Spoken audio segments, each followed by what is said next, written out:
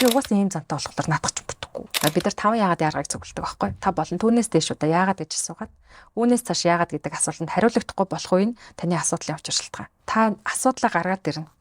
Гаргаж ирсэн асуудал энэ яагаад үүсэж вэ? Өнөө шалтгаан хэлнэ дээ. Тэр шалтгаанаасаа үргэлжлүүлээд энэ яагаад гараад ирсэн? Яагаад байхгүй. Хүүхэд яагаад банк яагаад гэд асуугаад идэх юм те. Тэр чинь учир шалтгааныг нь ойлгох гэдэг шүү дээ.